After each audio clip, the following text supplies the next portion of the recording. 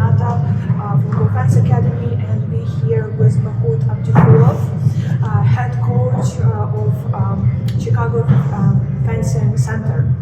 Thank you for hosting us, that you agreed to meet us.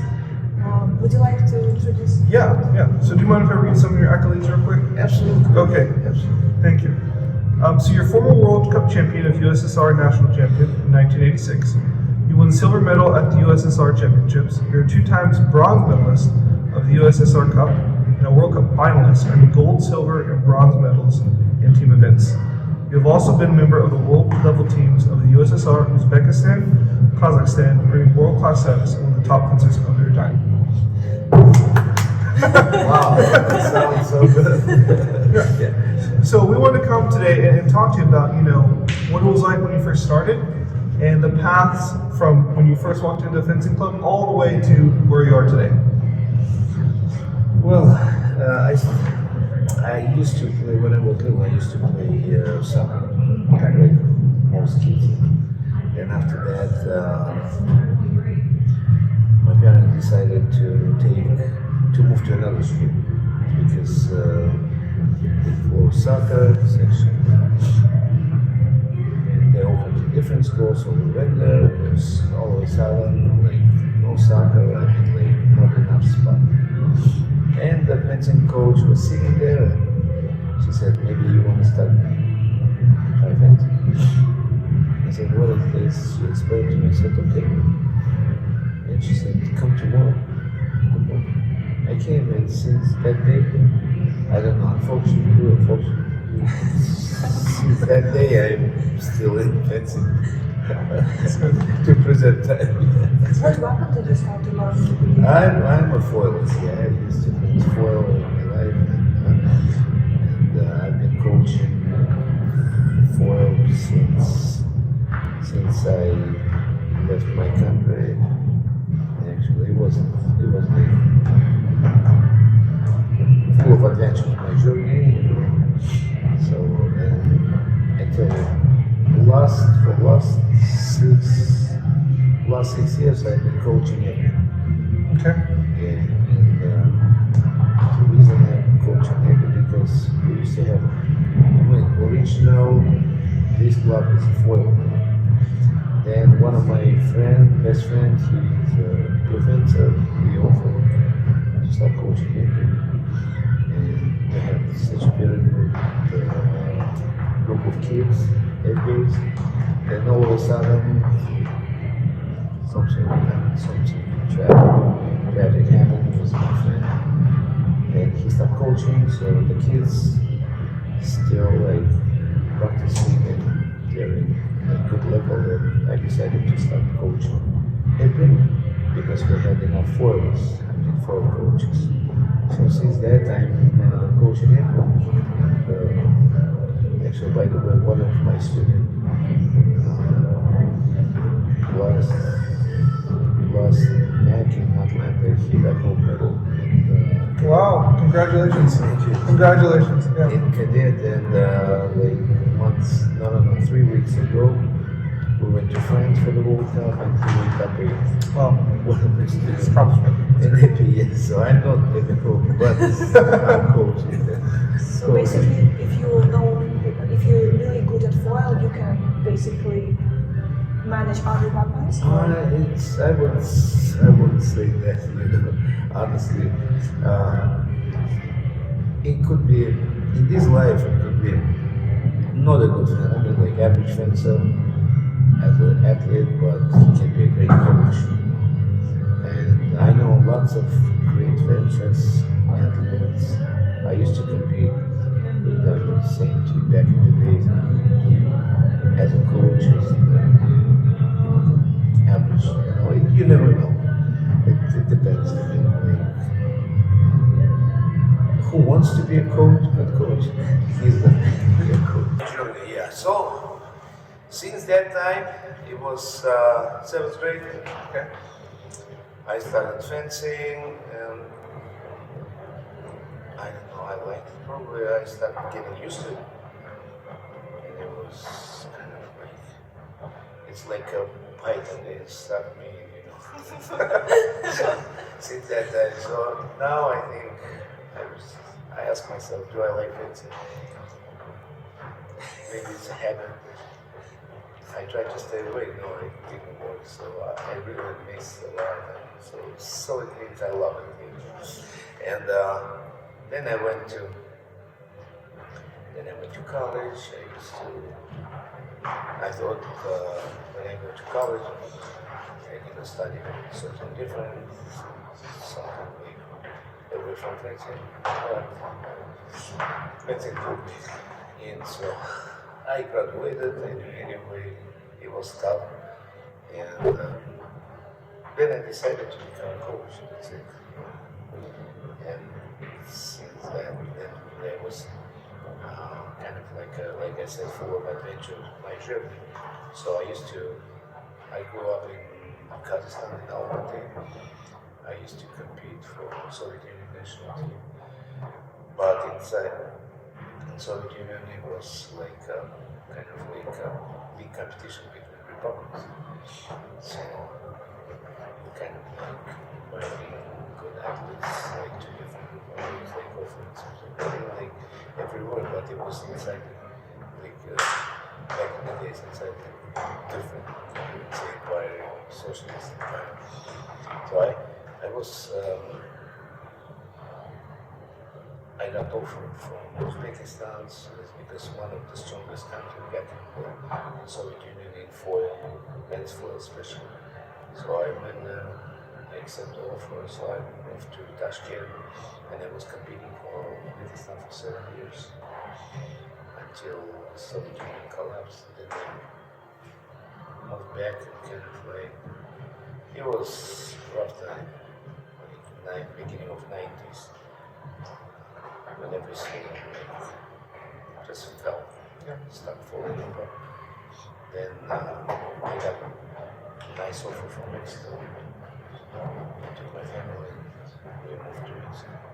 I started coaching, and I was coaching a junior team, Mexican national team. Then like 2 years later, I got offer from US. I came to US in 95, and since 95 I've been in the United States, especially in Chicago. Came to Chicago, and still in Chicago. Yeah. What was your, which did you find which? Mexico, USA, or Uzbekistan, wherever, You know, it's a good question. Everywhere, good things, bad things, it was tough, of course. Like from back there, overseas, different country, different culture, different language. It was really tough, and especially when I had 2 little kids, came with me. So there's a situation where nobody besides foreigners. And it wasn't easy, but it was interesting, honestly, because it's a different life, different adventure, different culture, different people, different language. So we started getting used to it in Mexico. Different. For me, it was a different system. When we came to Mexico, I used to know only 2 words in Spanish. Hasta la vista, baby. Then 6 months, I remember there's no Russian speaking, no English, English speaking, but just few, especially fencing. When I was my student, it was kind of like barely English. And 6 months later, it was pressure, which is, I liked it so much. Pressure with the language, with attitude. 6 months later, I started speaking Spanish. It was really big advantage for me, and I really appreciate it. It's thankful, to my leg, to my feet, and try to keep it up and not to lose Spanish and keep practicing, looking for opportunity to know another language. from perspective of fencing, what difference do you see between fencing in Soviet Union, in Kazakhstan, Uzbekistan, in Mexico and the United States? You probably saw different programs. Yeah, it's a good question. It's a tough question because in my memory, fencing in Soviet Union, fencing in Kazakhstan. I mean, it's back in Soviet. Fencing in Mexico and it's a different time, different rules, different lots of changes. So. Of course, it's nothing stops everything. Keeps on going. Changing rules, changing timing, changing kind of like everything. Now it's, I would say, brutal. And if I say back in the days it was perfect time, I could be wrong. Yeah, in my memory, I remember because I knew so many like great fencers back in the days. I used to compete with them like in my memory, like classy style, everything. Now it's totally different, but we have to follow the time. We have to just keep it up. If we leave the memory back then, back in the days, so nothing's gonna work now. It's two different things, not comparable. You know? I mean, you can compare it for the experience, you know. And I have some videos like from 80s, you know, like trying to compare it now. I mean, it's like heaven and hell, like two different things. And that's why it's like everywhere. Trying to do this, using the like memory stuff, just look what's now. It's gonna help. It's gonna be very helpful if you're doing what's now, the new stuff. Yeah. Physical requirements in the United States and in Kazakhstan, Uzbekistan is different or not so much?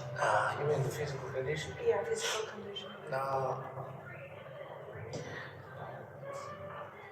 Good question, yeah. Because back in the days, in Soviet Union, it was almost professional. I mean, like we practiced like twice a day. And I remember the requirement was for me because I was one of the top. We had to practice 6 days a week, twice a day. And Sunday, once in the morning, that's it. It was 30 practices a week. 2 hours, 2.5 hours maybe. That was required. You have to feed school, homework. So the first practice started at 6:30, and then 8:30. Quick shower, breakfast, 9 o'clock, school. And it goes until 2, then lunch, weekend, homework, weekend, practice. I mean, that kind of schedule. Then, let's say physical condition. If you have 13 practices a week, it was 2 practices, special physical condition. You have to focus, there's no weapons. Here, it's totally different. So kids very busy. In schools, it's a priority. Yeah. They have time only for the night in the evening. And evening, when you're trying to, and also not everybody able to come for 3 hours, of course not. Maximum 2.5. So, and what I'm trying to do, I'm trying to feed enough physical condition, enough fencing, enough special work, enough for the lesson time. It's a little bit difficult. So, it's let's say like 1 day a week just for physical conditioning, it's not gonna work because money matters. They have to take lessons. They have to, because certain day if you do physical conditioning, somebody comes, he needs to take lesson. That's the only day he can come. It's not, I mean, it doesn't work. So you have to feed a little bit every practice. At least like 15, 20 minutes for physical conditioning. Of course, it's not enough, but what you can do, you have to deal with it, try to work what you have. Yeah, it's true. Very true. I remember growing up, like we practiced, well, we did practice 3 hours a day. Yeah. Twice a day? No. In the summer it was possible. Summer, breaks and stuff, like camps and all that. Right? Camps, yeah. But no, we would practice 3 hours a day, 6 days a week. Christmas, Thanksgiving, all that, it didn't matter. Yeah. Yeah.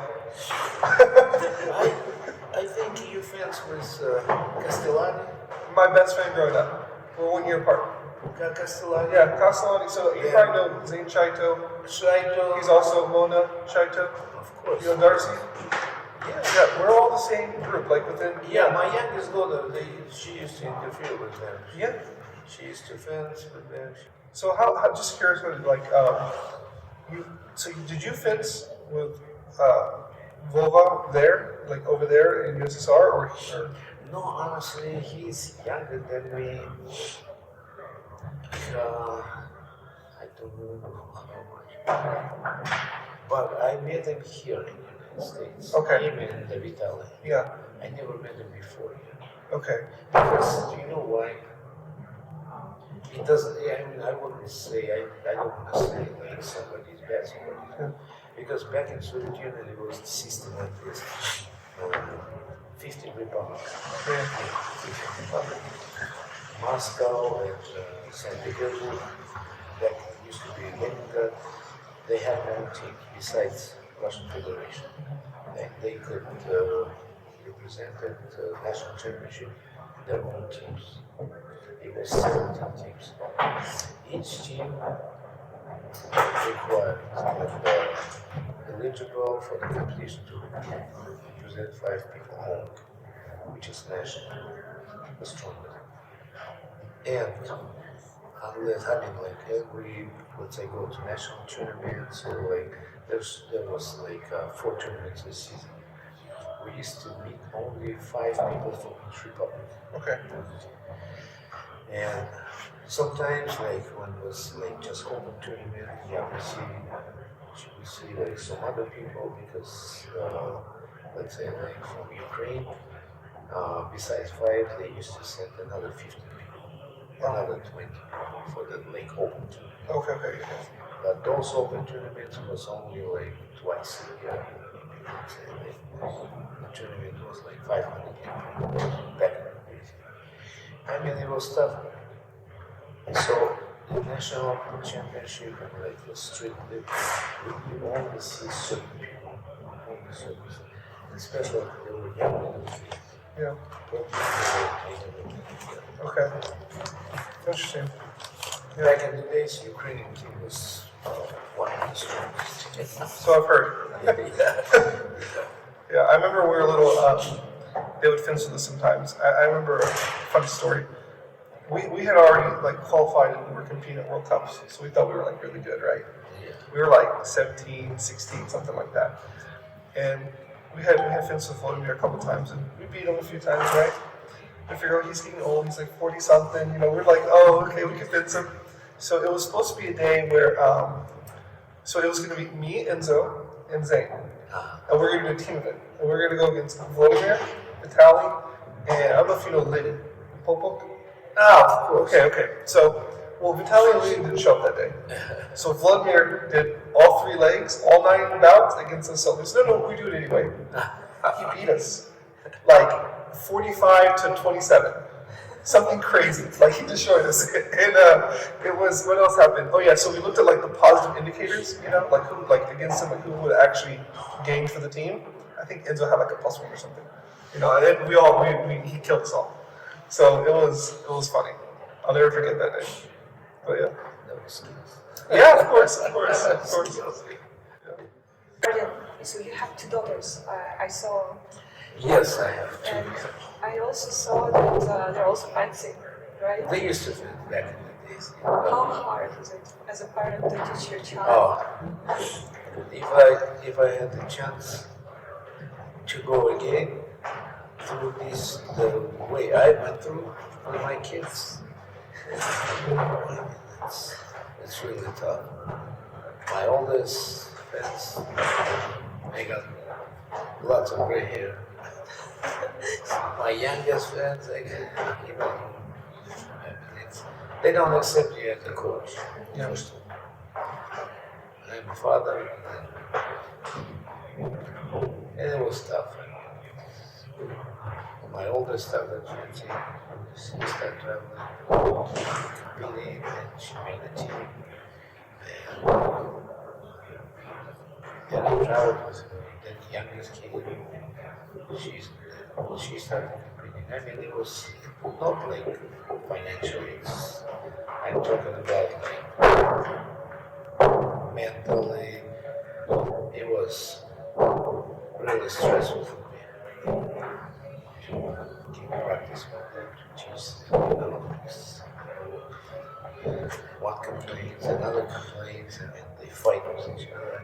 What about tournaments? When they go to tournaments, do you coach them or how do you? Of course, I mean, This is personal advice I think we're asking right now at this point. one time, my oldest, she was fencing, I don't remember what year, she was fencing, and it was the nationals in Sacramento, I think. It was like the beginning of 2000. She was fencing to be top 8. He was in the junior event. So she started losing badly, to that girl she used to be. And I was trying to explain, trying to tell her what to do, not to like sloppy, like only 2 actions. And you know what she did? I started getting mad. She was losing very badly, like 6-7-1 or something. And she said to the referee, "Excuse me, can I ask you one favor?" And the referee, "Yes." "Can you tell the coach to go away?" I knew.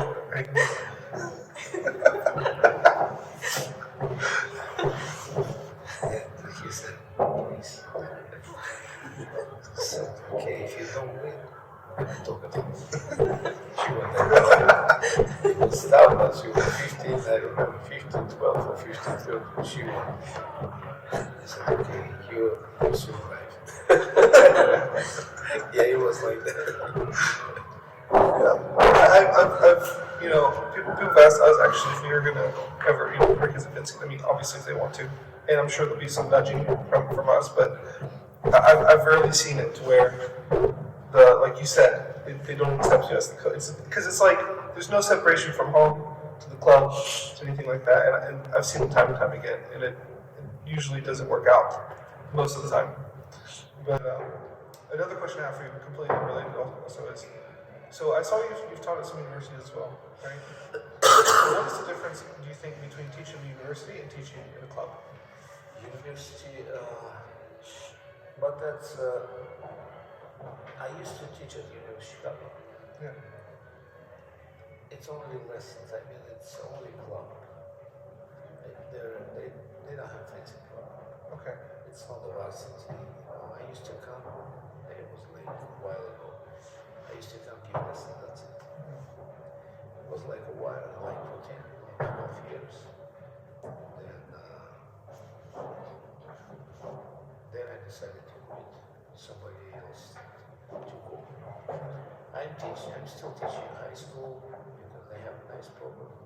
Lab school, high school from the University of Chicago. It's a laboratory school. It's a private school. It's very good. So I have a nice contract. I've been coaching for 15 years. Wow.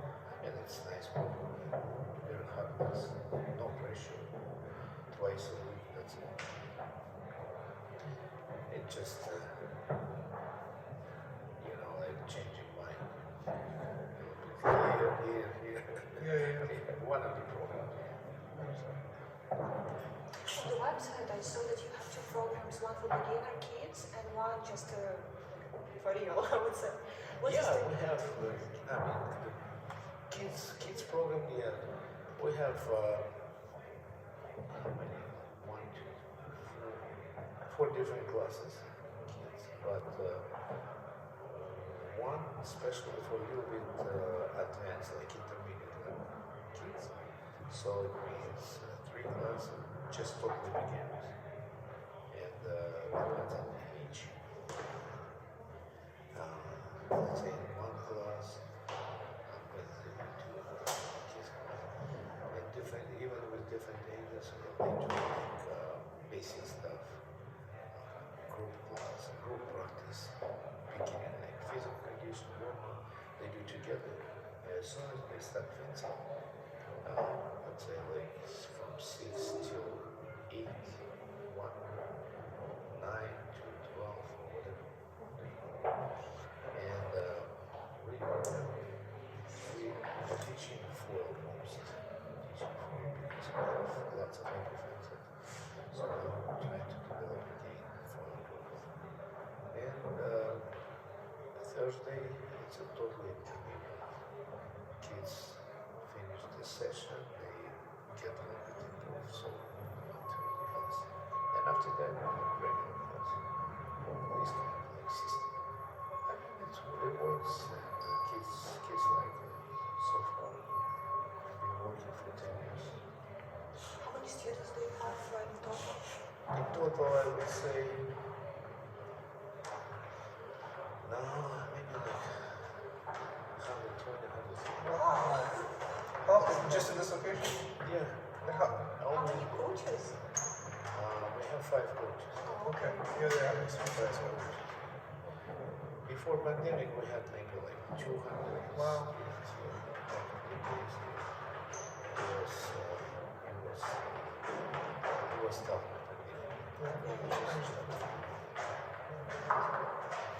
Oh, that's great. But still, no complaints so far. So Yeah. How long have you been here again? 15 years. Oh, Yeah, yeah. we're gonna celebrate 15 in February. In this location? Yeah. Oh, wow. Okay. Wow. Yeah, later we will Congratulations. Thank you. we're about to hit our first year in March. You see the color of the blood, yellow and blue. Yeah. Kazakh. Kazakhstan. Yeah. Flag of the color of flag of Kazakhstan. It's very close to Ukraine. Yeah, Ukraine is just over there, and this is this. You have, I think you have 12 strips in here. This one, right? 11? This one's 12. This is a lesson strip, yeah? Yeah, we do lessons. If lots of people, we just set up another 7. With all your experience, it's over 20 years in the United States. We're here right now. Is it hard to find good coaches, or do you raise your coaches? It's a good question. Honestly, the level of fencing in the United States, cadet, junior, and senior special men's floor, women's floor, sailor, I wouldn't say that every, but sailor, so small. So many coaches, so many kids, so many people with the passion to fencing. Really impressive. And the specialists growing and coming from different parts of the world to United States. It's even like with lots of people, lots of coaches, it's really hard to find because somebody comes, he works, let's say, like 3 or 4 years, and after that, he decided to open Sure. home club, which is normal, accepted. So that's why it's tough. offer me to offer mucho dinero, or it's really tough to find. A lot of clubs, they don't. I have an observation, I guess you could say. And actually, I want to address what you said. A lot of clubs, I think, don't have the money to pay, right? I mean, some do. It also depends where you're located, right? But I've noticed, like, a lot of coaches come from overseas, right? They come here, and, you know, what I see is, like, there's like a funnel, right? In the U.S., it's so focused around school. Whenever someone goes off to university, they go get their job and they leave fencing, right? And so all the coaches we have here, like from another country, which is fine, perfectly great, but we're not, like, it's almost like starting fresh every generation is what I kind of see happening. I don't know if you see the same thing or have any thoughts on that, or? Absolutely, I totally agree. You know, most kids practicing competing for one reason, to get accepted to one of the best countries, which is understandable because it's a future, it's a career, it's a life, it's money. Of course. But kids make that, they reach the goal, and they go to college. I mean, out of, let's say, 100%, maybe like, I would say 5% who still stays in fencing after college.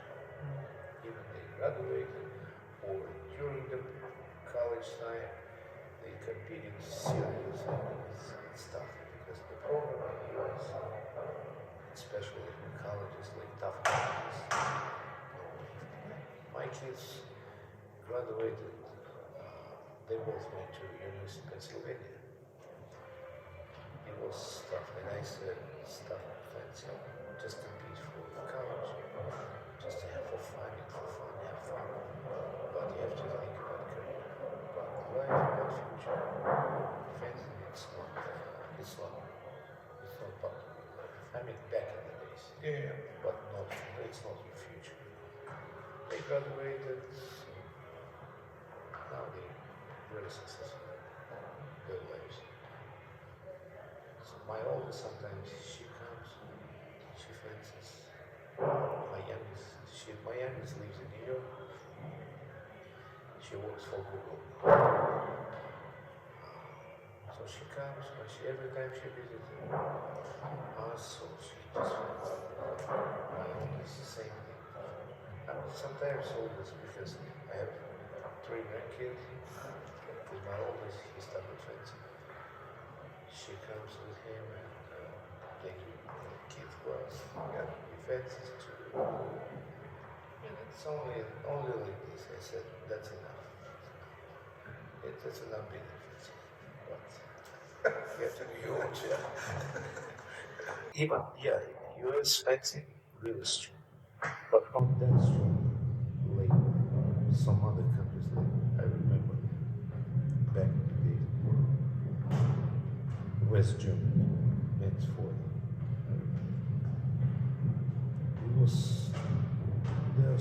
They used to be so tough. I mean, like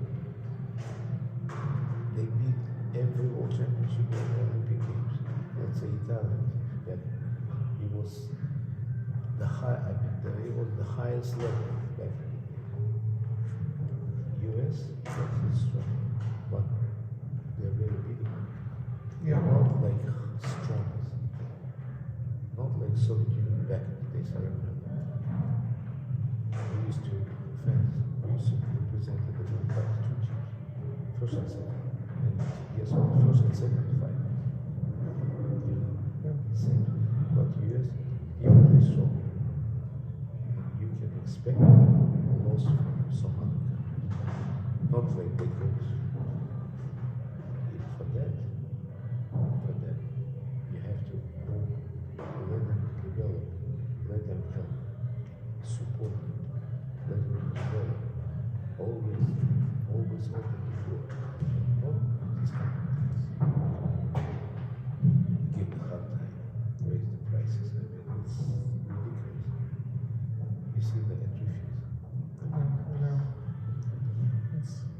gotten more like when I was younger, when I was fencing, when I was competing, it was like early 2000s. It was probably like when I was like at the peak, right? And even then, it was expensive, right? Especially with the travel, depends how far you went, but it was manageable. And now it's becoming very, very expensive for just to do it even recreationally. A lot of times, for some people. On my students, the parents not complaining. They said for the neck, maybe like 2-3 events, almost $1,000. Yeah. I mean, it's tough. I mean, it's tough. I feel bad for parents because they try to invest more money for the kids. The kids, I mean, just for the future. They have to be, just to support the kids, they need to walk naked. Yeah. I know what you mean. And many kids do more than only fencing. They also go to musical school. Yes, of course. So it's I mean, more. as God, so most parents, they can afford to private school. It's good, but Yeah. they need to support them. It's going to be very helpful. It's going to be very helpful for US fencing because we're all working for US fencing. One of my students made top 8 in the World Cup. I mean, it was such a nice situation. The American won, the winner got gold medal. Second was Jeff Young. My student got sixth. It was an American actor. Was second. I mean, it's like amazing situation. And I was very proud of the whole team. Yeah, let's have more and more supporters. They may find give them some prize support, financial support. It's gonna be helpful, it's gonna be stable for them. I know, like here, and also here, like you don't get paid fencers even when you're at the highest level. In some countries, they pay. They pay their fencers. Yeah, they pay just to be an athlete. It's great. Because country will benefit from this.